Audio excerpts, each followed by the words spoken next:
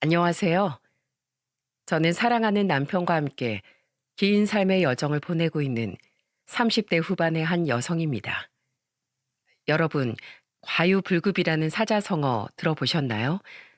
무엇이든 정도를 지나치면 미치지 못한 것과 같다는 뜻이죠. 쉽게 말해서 무엇이든 도가 지나치면 오히려 더 큰 문제를 일으킨다는 우리나라 사자성어인데요. 저는 과유불급의 현장에 너무나 생생하게 있던 사람이었어요.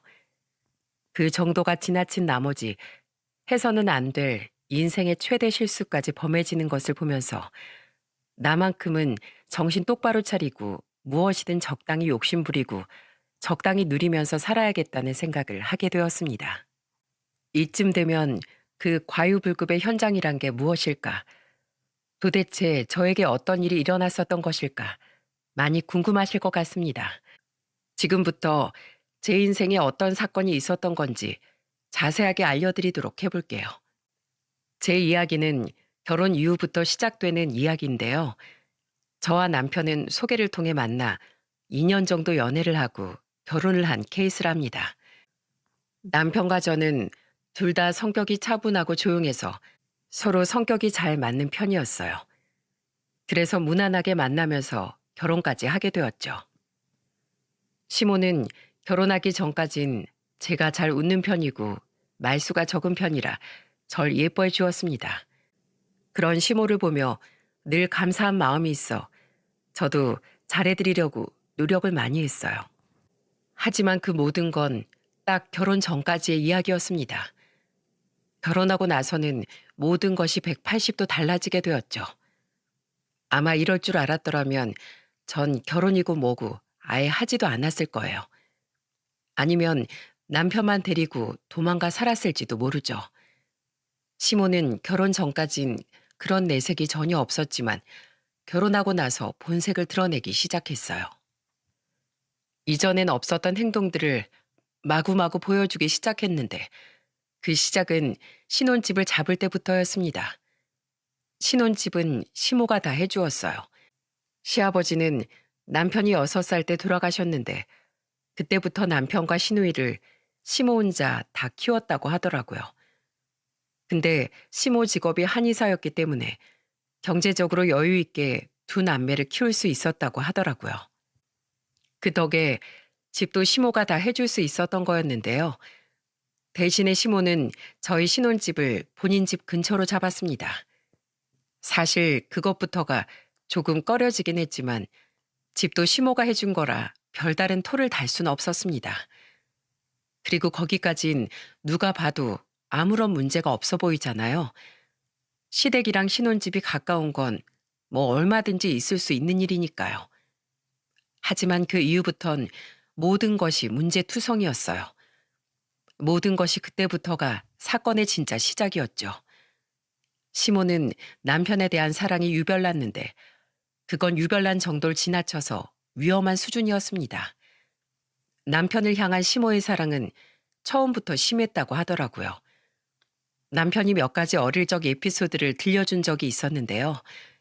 제가 이 사연을 쓰는 걸 남편이 옆에서 지켜보면서 도와준 터라 그 에피소드들을 생생하게 전달해 드려볼게요. 먼저 남편이 초등학교 시절이었다고 해요. 남편과 시누이는 2살 차이였는데 그때 남편은 초등학교 4학년이고 시누이는 초등학교 2학년쯤 되었던 것 같다고 하더라고요. 그때 남편과 시누이가 동시에 독감에 걸린 적이 있었는데 당시 둘 다 똑같이 열이 거의 39도까지 올라갈 만큼 심하게 아팠다고 했습니다. 그리고 그때 시모의 처사가 절 매우 놀라게 만들었어요. 그때부터 이미 아들에 대한 사랑이 남달랐던 시모는 아픈 딸은 옆에다 두고 밤새 남편만 간호를 했다고 하더라고요. 심지어는 어린 시누이가 아파서 옆에서 계속 우니까 시끄럽다며 약만 딸랑 챙겨서 외가 쪽으로 보내버리고 남편만 돌봤다는 이야기를 들었습니다. 남편도 나중에 들은 사실이지만 시누이가 그때 당시 어린 나이여도 상처를 많이 받았었다고 하더라고요. 근데 이건 누가 들어도 엄마의 품이 필요한 어린 나이에 버림받은 거나 마찬가지라 신우이의 심정이 충분히 이해가 되었죠. 하지만 거기에서 끝이 아니었어요. 남편과 신우이는 여느 평범한 남매처럼 많이 싸우면서 자랐었는데요. 특히나 둘이서 중학생일 때 많이 싸웠다고 하더라고요. 한 번은 남편이 신우이와 TV 보는 걸로 싸우다가 실수로 손에 들고 있던 리모컨을 신우이한테 던진 적이 있었는데 하필이면 모퉁이 부분이 깨져 있던 리모컨이라 거길 정통으로 맞은 신우이 눈썹 쪽에 상처가 깊이 나 꿰매야 했었다고 했죠. 다행히도 시모가 발견하고 얼른 병원으로 가긴 갔는데 거기에서도 신우이는 마음의 상처를 크게 받아야 했습니다. 신우이는 병원으로 가는 동안 억울한 마음에 시모한테 막 하소연을 했다고 하더군요. 하지만 거기에서 시모의 대답이 아주 가관이었습니다. 엄마, 너무 아파. 나 여기 흉터 생기면 어떡해? 이게 다 오빠 때문이야. 엄마, 오빠가 리모컨 던져서 나 이렇게 된 거야. 오빠가 내가 먼저 TV 보고 있었는데 리모컨을 뺏어가더니 내가 뭐라고 하니까 그걸 던져서 이렇게 된 거라고. 오빠 좀 혼내줘. 왜 오빤 한 번도 안 웃네? 신우이는 서러운 마음에 엉엉 울면서 이야기를 했다고 했습니다. 근데 그런 상황에서도 시모의 대답이 참 가관이었죠. 난 내 아들 못 혼낸다. 네가 조심했어야지. 네가 자꾸 내 아들을 건드니까 얘가 오죽 화가 나며 그랬을까. 네가 조심해 네가. 난 얘 없으면 못 살아. 얘가 내 전부야. 너 한 번만 더 오빠한테 까불어봐. 가만 안 둬. 오빠가 TV 본다는 걸 네가 뭔데 개기길. 그러니까 눈썹이 찢어지지. 다 네 팔자야. 너네 오빠한테 한 번만 더 함부로 해봐. 그땐 내가 너 가만히 안 둬. 엄마 진짜 너무해. 왜 엄만 오빠만 좋아해? 왜 엄만 오빠만 차별해? 나도 엄마 딸인데 왜 난 맨날 버리는데. 옛날에 오빠랑 나 아팠을 때도 엄만 오빠만 챙겼지. 외할머니 집으로 나 버려버리고는 오빠만 돌봐줬잖아. 이럴 거면 나 왜 낳았어? 왜 날 태어나게 해선 이렇게 키우는 건데. 맨날 오빠만 잘해주고 오빠한테만 맛있는 거 다 해주고 오빤 계란 후라이도 맨날 해주면서 나도 해달라고 하면 왜 난 아깝다면서 안 해주는데. 왜 차별하냐고. 왜. 그럼 너도 아들로 태어났어야지. 네가 딸로 태어난 팔잘 왜 나한테 뭐라 그래? 난 아들이 최고야. 누가 뭐라 해도 난 아들이 최고라고. 네가 아무리 악을 쓰고 나한테 대들어봐라. 난 다 필요 없어. 내 아들이 최고야. 시모의 대답에 신우이는 상처를 크게 받았는지 그날 병원에서 돌아오자마자 집을 뛰쳐나갔다고 했어요. 그런데도 시모는 신우이를 아예 찾지 않았다고 하더라고요. 그래서 그날 남편이 나가 하루 종일 신우이를 찾아 헤맸고 옆 동네 놀이터에 있는 신우이를 찾아 겨우 집으로 데리고 왔었다고 해요. 그리고는 그 다음부터는 절대로 실수로라도 신우이를 때리지도 않았을 뿐더러 애초에 싸우지를 않았다고 하더라고요. 오히려 신우이에게 잘해주는 사람이 되었죠. 여러분, 이게 정상적인 모습인가요? 저는 이 이야기들을 듣는데 진짜 신우이가 너무 불쌍하고 안타깝더라고요. 그리고 시모가 도통 이해가 되지 않았어요. 하지만 시모는 여전했습니다. 그 이후에 시모는 성인이 될 때까지 신우이와 남편을 차별했는데 점점 더 도를 지나치고 있었습니다. 시모는 성인이 된 신우이에게 매일같이 하는 소리가 있었어요. 바로 이거였습니다. 야, 너네 애초에 여자로 태어난 것부터가 인생 글러먹은 거니까 남자 잘 만나서 시집 좋게 갈 생각이나 하면서 살아. 그게 네가 나한테 자식 노릇하고 효도하는 일이야. 알았어? 귀에 딱지가 생기도록 이 얘기를 반복하는 통에 신우이는 날마다 괴로워했다고 하더군요. 거기다가 신우이는 진짜 하고 싶은 것이 있었기에 더더욱 시모의 그 소리가 힘들었을 겁니다. 신우이는 포부가 굉장히 큰 사람이었는데 어릴 때부터 공부에 욕심도 많아 열심히 한 덕에 좋은 대학까지 나왔다고 했어요. 그리고는 직장에 다니면서 돈을 좀 모아서 나중엔 자기 사업을 하는 게 꿈인 사람이었죠. 누가 봐도 똑부러지고 배포가 큰 사람인지라 사업가로서 충분한 자질이 있는 사람이었는데도 그 뜻을 내비치면 시모는 늘 신우이에게 이렇게 답을 했다고 하더라고요. 야, 네가 무슨 대학이고 사업이야? 넌 시집이나 잘 갈 생각해. 그리고 가서 아들이나 쏨풍쏨풍 잘나. 그게 네가 할 일이야. 공부나 출세는 니네 오빠가 해야지. 왜 그걸 네가 욕심내고 있어? 주제를 알아라, 주제를 알아. 별 희한한 소리 다 듣겠네, 진짜. 매일 이 이야기가 반복되고 끝이 보이지 않는 시모의 차별 속에서 신우이는 결국에는 시모와 연을 끊어버렸습니다. 그 뒤로는 저희 남편하고만 연락을 하면서 지내고 있었죠. 남편은 신우이가 그렇게 집을 나갈 정도로 시모가 자기에게 차별을 하니 몇 번이고 본인이 나서서 그러지 말라고 했지만 그게 들어먹히질 않는 사람이었습니다. 울면서 사정을 하고 화를 내면서 호통을 쳐도 전혀 소용이 없었다고 하더라고요. 그렇게 남편도 자포자기하면서 지냈다고 했어요. 그러던 와중에 저를 만났고 결혼을 하게 된 거였죠. 여기까지가 제가 남편에게 들은 이야기라면 지금부터는 제가 겪은 진짜 기도 안 차는 에피소드들이 있습니다. 시모는 저희가 결혼할 때 저희 신혼집을 본인 옆집으로 잡아놓고는 처음부터 비밀번호를 물어보더라고요. 그것부터 황당하고 조금 꺼려지긴 했지만 우리가 없을 때 반찬만 가져다 놓겠다고 하시길래 어쩔 수 없이 알려드렸죠. 근데 하는 짓이 정말 너무나도 경악스러웠습니다. 신혼 초에 결혼한 지 얼마 안 돼서 처음으로 남편 옷과 속옷을 빨래해 널어 놓았던 때였죠. 처음부터 시모는 비밀번호를 물어왔었기 때문에 아예 신혼 초창기부터 시모는 저희 집을 들락날락거렸어요. 하지만 진짜로 반찬만 넣어놓고 가길래 그냥 안심하고 있었습니다. 근데 그날 사건이 처음으로 터져버리고 말았죠.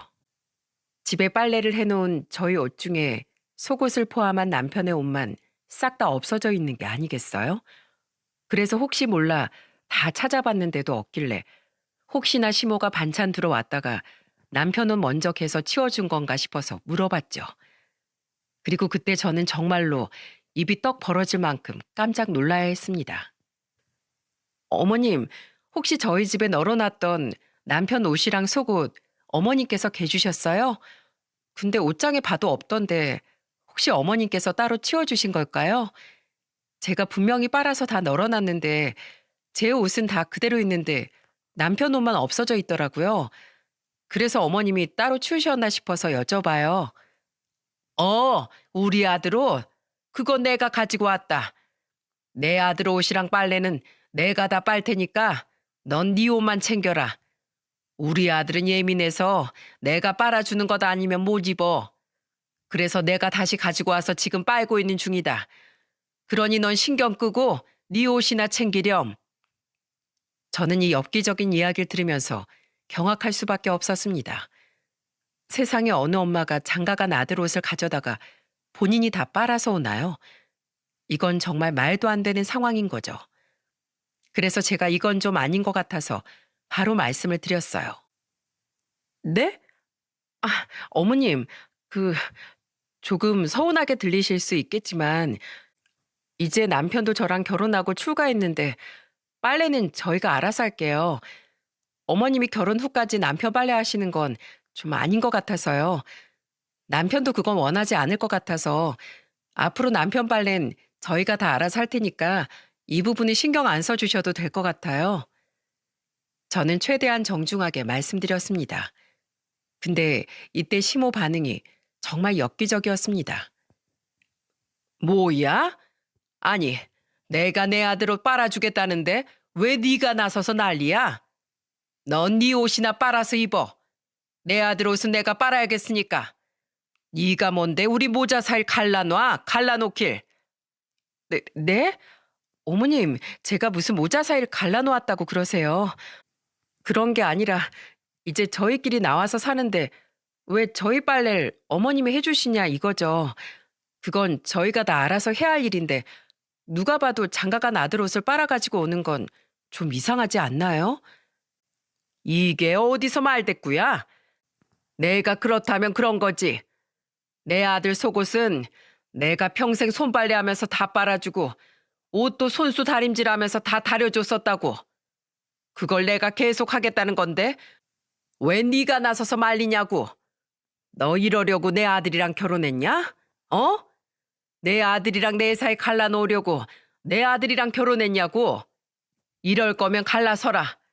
난 내 아들 너한테 못 뺏기니까 그냥 갈라서라고. 결혼 무효시켜. 막무가내로 나오는 시모를 보면서 저는 골이 다 아플 정도였어요. 결국에 거의 경기까지 일으키면서 저를 몰아세우는 시모를 보면서 제가 감당할 수 없다는 걸 깨닫고 남편에게 SOS를 쳤죠. 남편은 시모의 만행을 듣고는 황당해하면서 곧바로 시모에게 다시는 자기 옷 가지고 가지 말라고 화를 냈고 한 번만 더 이렇게 하면 비밀번호를 바꾸겠다고 이야기를 했어요. 그 뒤로 다행히 시모는 남편의 옷은 다 포기를 했지만 오히려 그 뒤에 저를 더 괴롭게 했습니다. 그때부터는 저에게 남편을 빼앗겼다고 생각한 시모는 본격적으로 절 괴롭혀대기 시작했어요. 시모는 그날 이후로 옷은 가지고 가지 않았지만 또 다른 일로 저를 괴롭게 했습니다. 바로 반찬으로 절 괴롭게 하는 일이었는데요. 어느 날은 밥을 먹다 보니 시모가 가져다 준 반찬을 먹지 않고 남편과 제가 만든 반찬으로 끼니를 때운 적이 있었어요. 근데 그걸 시모가 발견하곤 어떻게 했는지 아세요? 아마 그 누구도 상상하지 못하실 거예요. 시모는 제가 만든 반찬들은 물론이거니와 냉장고 안에 있는 각종 반찬 만들 재료들을 싹 다 버려버렸어요. 그러면서 저에게 이렇게 호통을 치더군요. 예, 너 다신 네 집에서 반찬 만들지 마라. 내 아들은 내가 만든 반찬만 좋아해. 내가 알아서 내 아들이 좋아하는 반찬들 다 만들어다 가져다 줬는데 네가 왜 멋대로 반찬을 해서는 내 걸 못 먹게 해? 네가 뭔데? 이젠 내 반찬까지 다 무용지물로 만들 셈이냐? 그래? 어디 한번 해봐라, 해봐. 어머님, 진짜 왜 이러세요? 제발 정도껏 하세요. 저희 신혼이에요, 신혼. 제가 제 남편이랑 사는 거지 어머님 아들이랑 같이 사는 거 아니잖아요. 정말 언제까지 저희를 이렇게 괴롭히실 거예요? 저는 너무나 괴로워 말을 했지만 역시나 시모는 통하지 않았습니다. 이때도 저는 시모와 어떻게든 싸워보려 했지만 시모는 강적이었어요. 제가 도저히 이길 수 있는 상대가 아니었죠. 이번에도 제가 당해낼 수가 없어 남편이 나섰는데 남편 역시 이 모든 사실을 알고는 시모에게 호통을 치며 더는 못하게 막아냈습니다.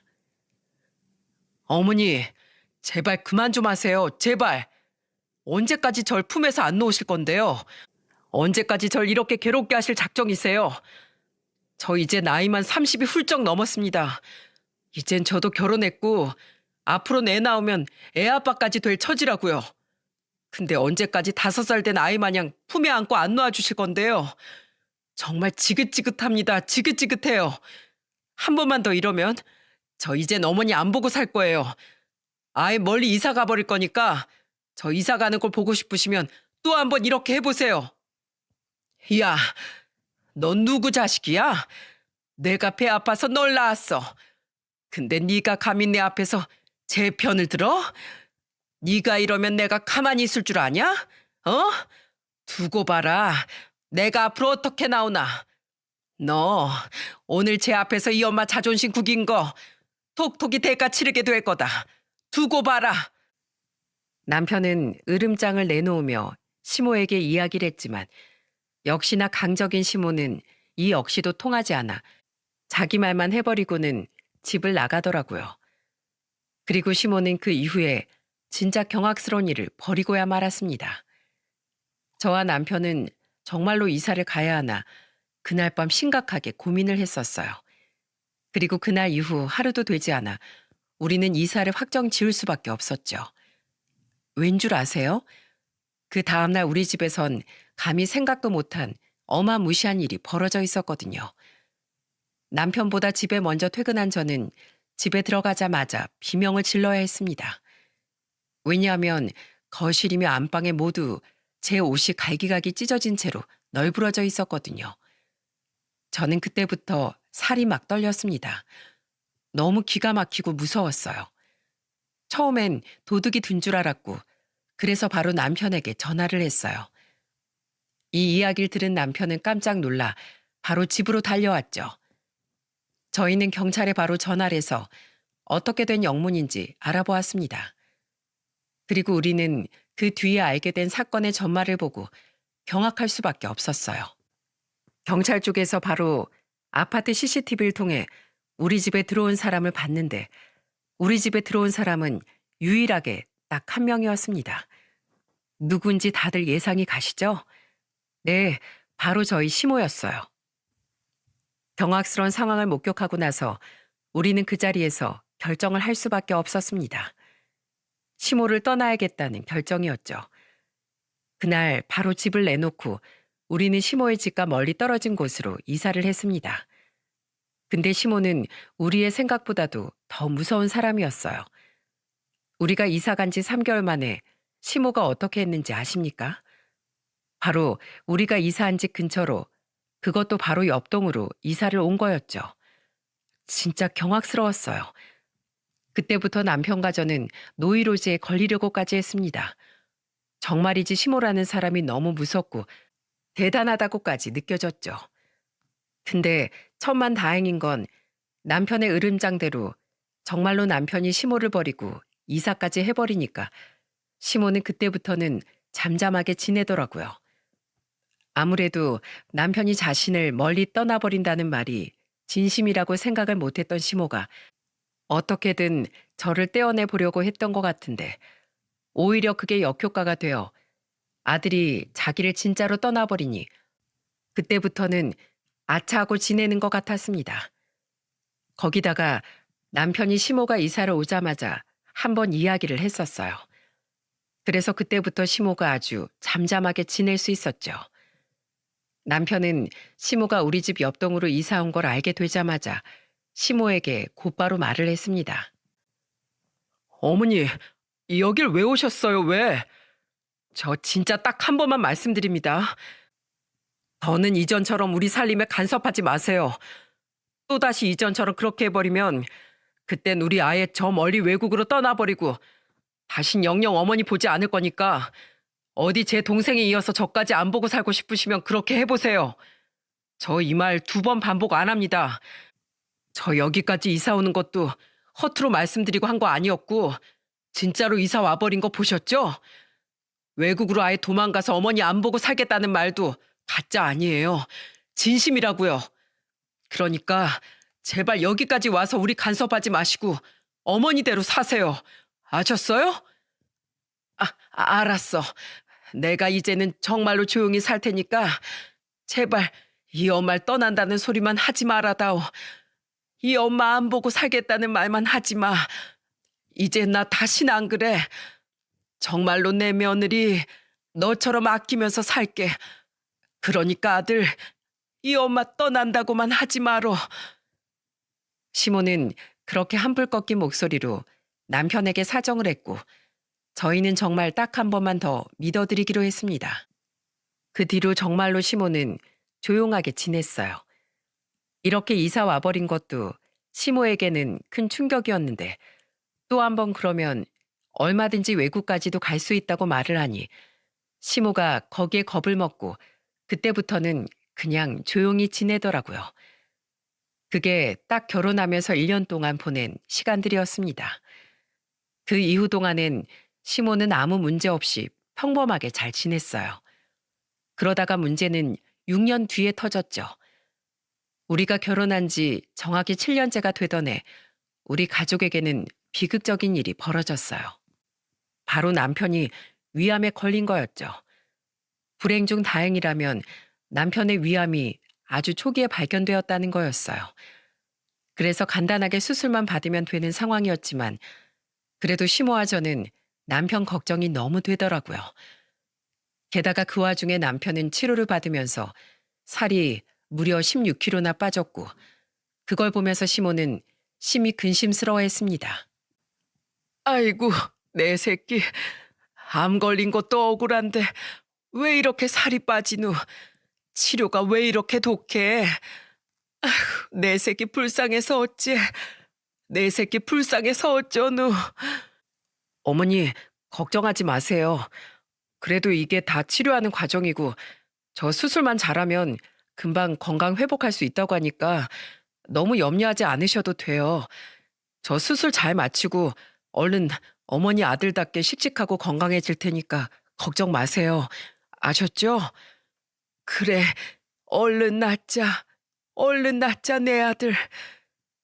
시모는 다행히 남편이 치료 잘 받고 조금씩 호전되어 가는 걸 보면서 안심하고 있었습니다. 저는 남편 옆을 계속 지키면서 간호를 열심히 했어요. 어쨌든 초기에 수술 잘 받으면 치료할 수 있는 정도였지만 그래도 제 남편이었기 때문에 하루라도 더 빨리 회복이 되고 조금이라도 덜 아플 수 있게 지극정성으로 간호를 했죠. 그 모습을 보면서 시모도 고마워하는 눈치였습니다. 물론 저한테 고맙다거나 고생한다거나 하는 그런 내색들은 거의 보이지 않았지만 사실 저는 그동안의 시모의 행적을 봤을 때 남편이 아픈 걸 보면서 저에게 온갖 원망을 다 쏟아낼 거라고 생각했는데 오히려 말이 없더라고요. 게다가 아주 드물긴 해도 몇 번 저에게 고생한다고 이야기도 했던 터라 그렇게 셋이서 서로 의지하면서 이 고비를 잘 넘어가고 있다고 생각했죠. 그렇게 힘든 시간을 지나면서 남편은 다행히도 건강을 회복할 수 있었습니다. 의사에게 치료가 잘 마무리되었다는 통보를 들었을 땐 셋이서 거의 부둥켜 안고 울기까지 했었어요. 셋 다 마음고생, 몸고생을 많이 했었기에 정말 감격의 눈물을 다 같이 흘리며 기쁨을 만끽했습니다.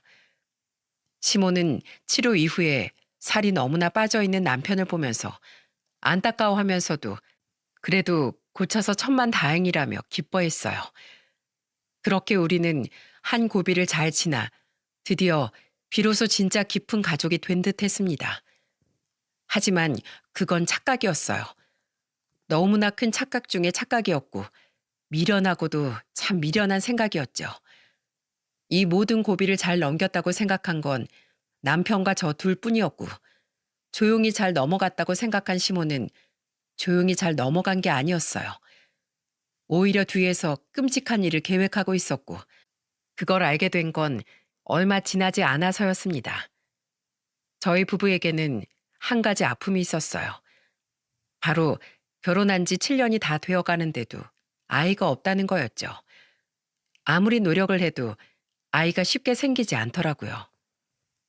난임센터에도 가보고 하면서 남편과 저 둘 다 노력을 많이 했지만 아이의 축복은 저희에게 허락이 되지 않았죠. 그래도 저희들은 우리 둘이서라도 행복하게 잘 살면 되지 않나 라는 긍정적인 생각으로 지내고 있었어요. 무엇보다 남편이 아프고 치료하는 과정을 거치면서 우리 부부는 더 끈끈해졌기 때문에 서로가 서로에게 더욱 소중한 존재가 되면서 사이가 더 깊어지게 되었죠. 그래서 더 저희 둘 사이가 애틋해져 이전보다도 잘 지내고 있었는데 그때 마침 시모가 예상하지 못했던 행동을 하더라고요. 그건 바로 평소에 절대로 저한테는 하지 않았던 아주 감동적인 행동이었습니다. 시모는 어느 날 저희 집에 찾아왔는데 평소라면 남편에게 줄 무언가를 가지고 왔을 텐데 이번엔 두 손에 저를 위한 선물을 들고 있는 게 아니겠어요? 그러면서 하는 말이 결혼하고 처음 있었던 말이라 저를 더 감동하게 만들었죠. 예, 아가, 이거 애 잘 들어서게 하는 한약이야. 이제 우리 아들도 다행히 고비를 잘 넘겨서 건강해졌는데 너네도 더 본격적으로 애길 가져야지 않겠니? 언제까지 너희 나이만 먹어갈 거야? 그리고 나한테 예쁜 손자도 안겨줘야지. 자, 이거 너 몸보신 되는 것까지 다 넣어놨으니까 열심히 챙겨 먹어라.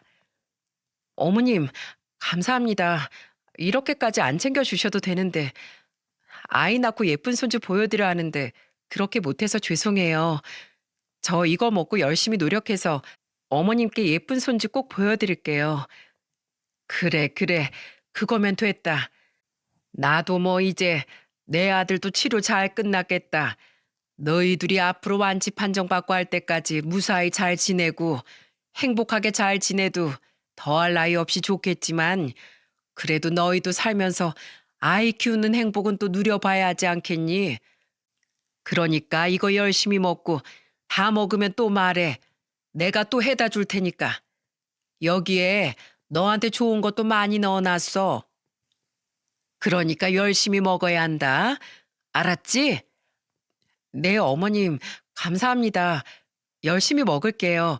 잘 먹겠습니다. 저는 정말로 감사한 마음으로 열심히 먹어야겠다는 생각을 했습니다. 이게 어떤 건 줄은 생각도 하지 못한 채 이걸 먹으면 저한테 무슨 일이 일어나는지도 꿈에도 생각도 하지 못한 채 말이죠. 아마도 남편이 없었다면 그리고 여기에서 더 경솔했던 시모가 아니었더라면 저는 아마 지금쯤 이 사연도 쓸 수 없을 만큼 아주 먼 곳에 가 있어야 할지도 몰랐어요. 그만큼 시모의 선물은 저에게 너무나 치명적인 것이었죠. 저는 시모가 준 한약이 귀해서 정말로 제대로 먹을 생각이었어요.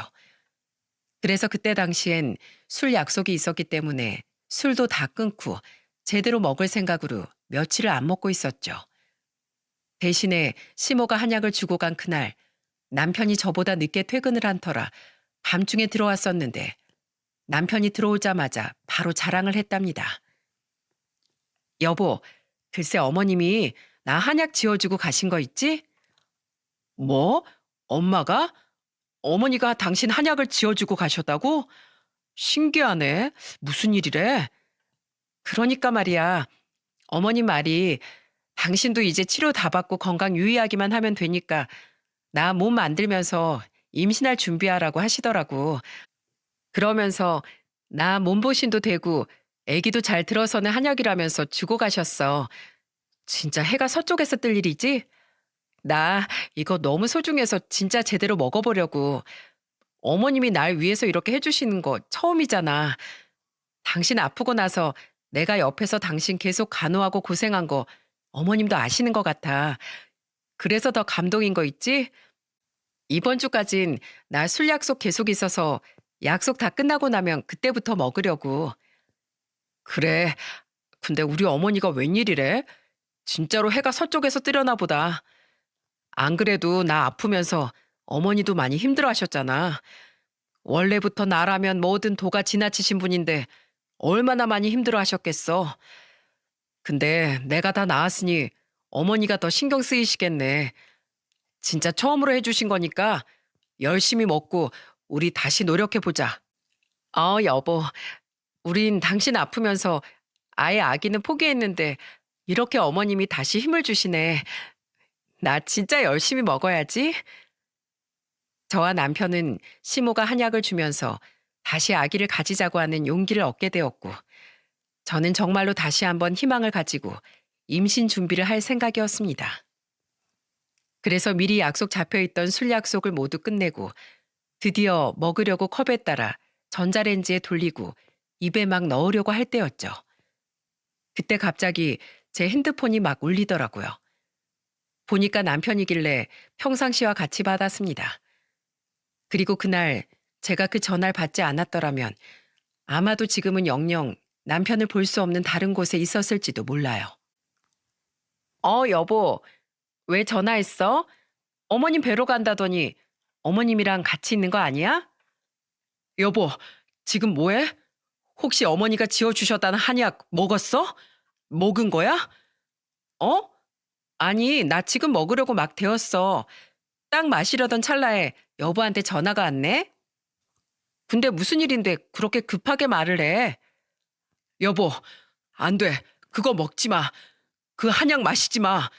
당장 갖다 버려. 냉장고에 있는 것들까지 싹 다 버려버리라고. 그거 절대 마시지 마. 당신 그거 먹으면 큰일 날 수 있어. 저는 남편의 다급한 외침을 들으면서 당황스러움을 감출 수가 없었습니다. 벼랑간 시댁에 간 남편이 갑자기 전화를 해서는 시모가 다려준 한약을 먹지 말라니 누구라도 당황할 수밖에 없는 상황이었을 거예요. 그때는 주말이었고 남편은 시모가 제 한약을 지어준 보답으로 스카프를 하나 사서 선물로 가져다 드린다면서 시댁으로 넘어가 있던 상황이었죠. 항상 자주 다닐 수 있는 가까운 거리였기에 남편만 건너갔었고 저는 집에서 한약을 먹을 준비를 하고 있던 거였는데 만약 남편이 그날 시댁에 가지 않고 제가 집에서 아무것도 모르고 그 한약을 마셨더라면 정말 일어나서는 안 될 끔찍한 일이 일어났을 수도 있습니다. 저는 남편의 말을 듣고서 당황스럽긴 했지만 바로 그 약을 버렸어요. 그리고 남편에게 물었죠. 여보, 일단 싱크대에 버렸어. 근데 무슨 일이야? 무슨 일이길래 이걸 다 버리래? 어머님이 뭐 잘못 만드신 거래? 내가 가서 다 설명해 줄게. 일단 빨리 그거 절대 맛이 생각하지 말고 냉장고에 있는 것들까지 싹 다 버려. 얼른! 남편의 다급한 이야기에 저는 영문도 모른 채로 시모가 다려다 준 한약을 버려야 했습니다. 그리고 그때까지만 해도 왜 남편이 그 귀한 한약을 다 버리려고 했는지 이해할 수 없었죠. 남편은 통화할 때 그랬던 것처럼 다급하게 저를 향해 왔습니다. 그리고 저에게 아주 충격적인 이야기를 전달해 주었죠. 여보, 그 한약 입에 한 방울도 안 됐지? 당신이 먹지 말고 다 버리라며. 그래서 다 버렸어. 이것 봐, 남은 것들도 지금 다 버리고 있잖아. 근데 왜 그러는 거야? 어머님이 뭐 잘못 만드셨대? 그게 아니라, 잘못 만든 게 아니라 일부러 당신한테 잘못되도록 만드신 것 같아. 진짜 내 어머니지만 끔찍해. 내가 지금 무슨 소리를 듣고 온 줄 알아?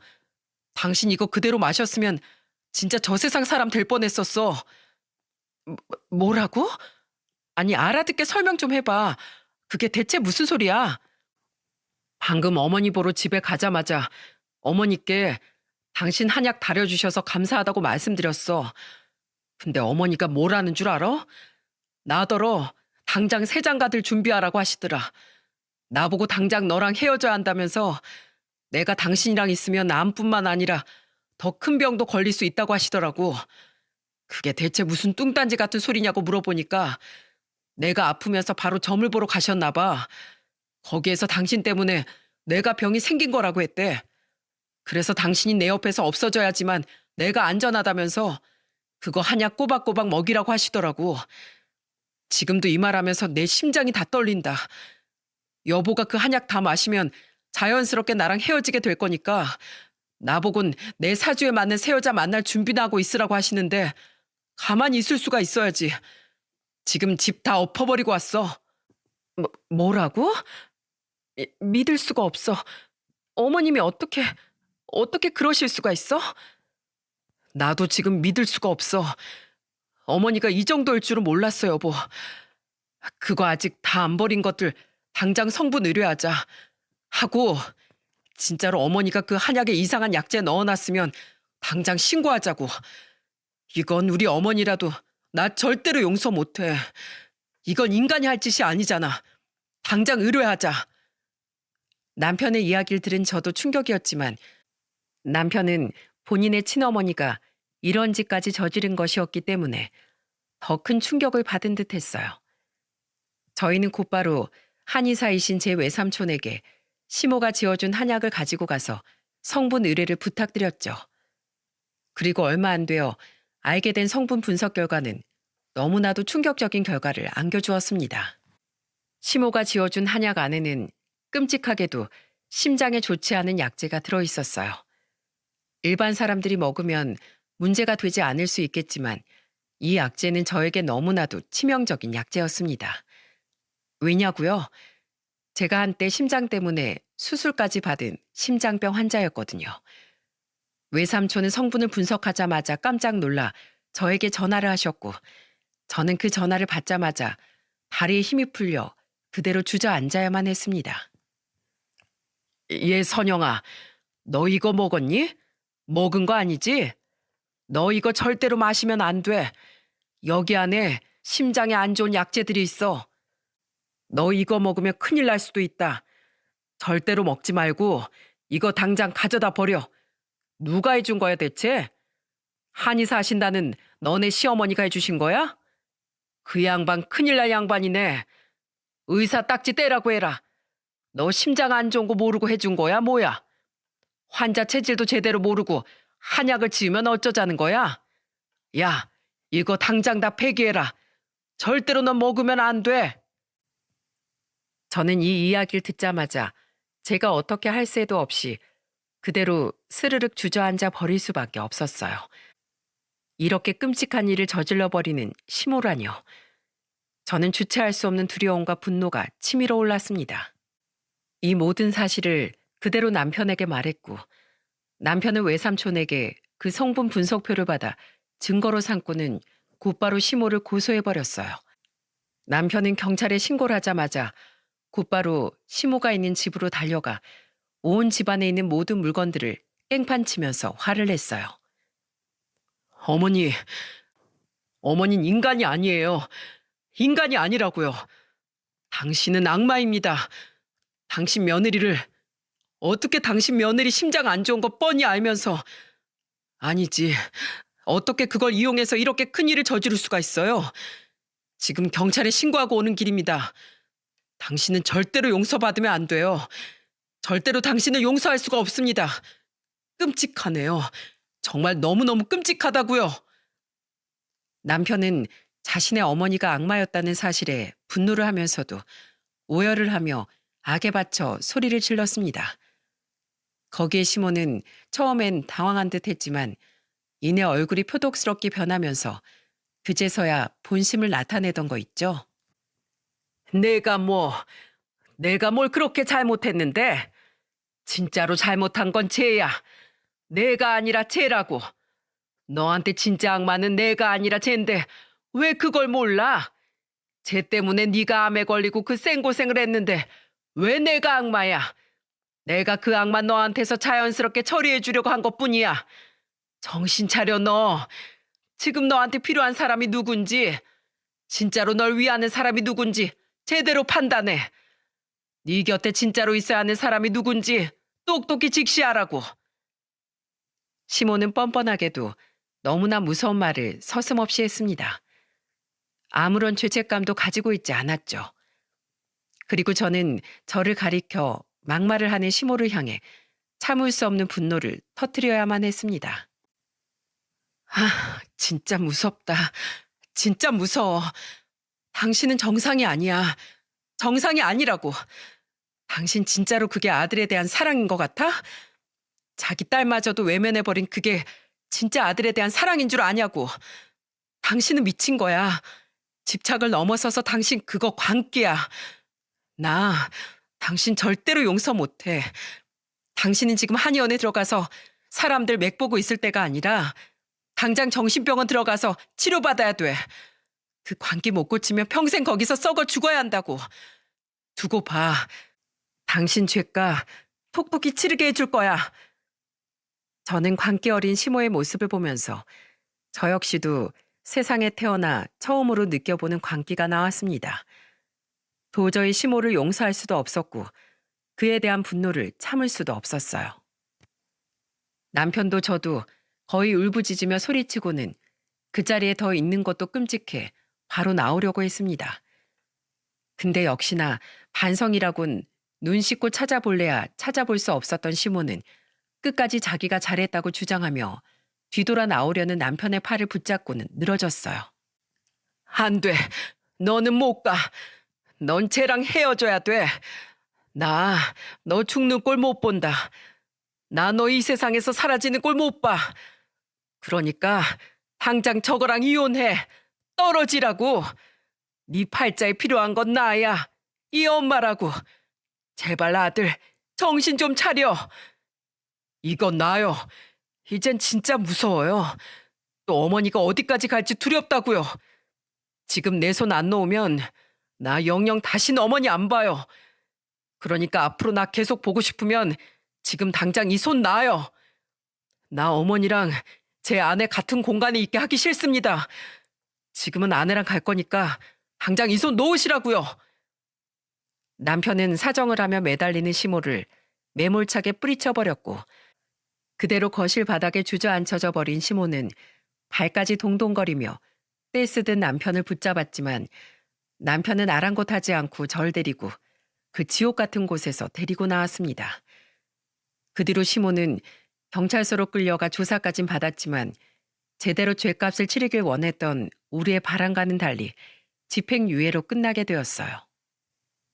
실제로 저한테 문제가 되는 한약을 준 건 맞지만 제가 정말 실제로 먹고 잘못된 것이 아니었기에 시모는 초범인데다 미수에 그쳐 집행유예로 풀려나게 되었죠. 하지만 시모는 법의 심판은 솜방망이로 받았을지 몰라도 현실에서는 톡톡히 그 죗값을 치르게 되었습니다. 왜냐하면 시모가 한약 문제로 고소당해 집행유예를 받은 게 소문이 퍼지게 되면서 한의원은 난리가 났고 그때까지도 한의원에 다니던 환자들은 난리가 나면서 한의원을 완전히 다 초토화시켜버렸고 말년이 완전히 망해버린 겁니다. 그 뒤로 우리는 시모에게 최대한 멀리 벗어나기 위해 캐나다로 이민을 와버렸어요. 이번에도 시모가 우리의 행방을 안다면 어떻게든 쫓아올 위인이라는 걸 알고 있었기에 아예 종적을 감추듯 어떠한 말도 하지 않고 캐나다로 이민을 와버렸죠. 시모는 어떻게든 우리가 어디 있는지 찾아내기 위해 이리저리 수소문하고 계속적으로 우리에게 연락을 취했지만 우린 절대로 우리가 어디 있는지 알려주지 않았습니다. 그렇게 한동안 아예 우린 시모 앞에 나타나지 않았어요. 완전히 혼자가 되어버린 시모를 보면서 저희는 자업자득이라는 생각을 했지만 그래도 차마 부모를 버릴 수는 없었기에 어렵게 고민한 끝에 지금은 남편만 시모를 만나러 한국에 종종 나가고 있습니다. 그리고 남편은 계속해서 시모에게 정신과 치료를 받을 걸 권하고 있어요. 범죄까지 저질러버린 모성애는 정상적인 모성애라 할 수 없었기에 남편은 본인을 위해서도 있지만 그것보다는 시모 본인을 위해 정신과 치료를 받아보라며 권하고 있는 중입니다. 하지만 여전히 시모는 고집을 꺾지 않고 자신은 아무 문제가 없다며 거부만 하고 있는 중이랍니다. 참, 사람의 아집과 고집이 얼마나 무서운 건지 여기에서 보게 되더군요. 그런 시모를 저는 지금 신경도 안 쓰고 지내고 있습니다. 남편이 시모는 본인이 알아서 다 상대하겠다면서 저한테는 일절 신경 쓰지 말고 오로지 저만 생각하라고 해서 시모와는 완전히 인연을 끊고서 지내고 있는 중이에요. 그리고 남편과 함께 비록 캐나다에서 아이는 없지만 너무나 편안한 삶을 살고 있어요. 남편도 저도 다행히 캐나다에서 직장을 다 잡아 둘이 생계를 잘 유지하고 살 수 있을 만큼 벌며 지내고 있는 중이랍니다. 남편의 건강도 여전히 괜찮고 저도 시모 때문에 충격받았던 심신이 안정이 되어가면서 편안하게 잘 지내고 있네요. 그리고 궁금해하실 수도 있는 우리 시누이는 시모와 연을 끊은 뒤로는 본인이 원하는 대로 의류 사업을 시작해서 지금 열심히 성공 궤도를 달려가고 있는 중입니다. 이 중에서 망해버린 건 오직 시모뿐이네요. 여러분, 제가 글 첫머리에서 말씀드렸듯 과유불급이라고 무엇이든지 정도에 지나친 건 없는 이만 못한 것이기에 우리는 정도에 맞춰서 사는 것이 참 중요한 것 같아요. 저는 그 이치를 시모를 보면서 깨달았습니다. 그리고 너무 완벽하게 알아버렸죠. 제가 오늘 우리 가문의 수치임에도 불구하고 이 사연을 쓰게 된 건 부디 제 이야기를 들으신 우리 사연투부 구독자분들이 이 사연을 듣고 저희 시모와 같은 실수를 범하지 않으시길 바라는 마음에서 쓰게 되었어요. 우리 더도 말고 덜도 말고 그냥 우리 삶에 주어진 대로 손에 쥐어진 대로 만족하며 사는 것이 제일 편안하고 행복한 일이니까 딱 그만큼만 누리며 살았으면 좋겠어요. 저의 사연 들어주셔서 감사합니다.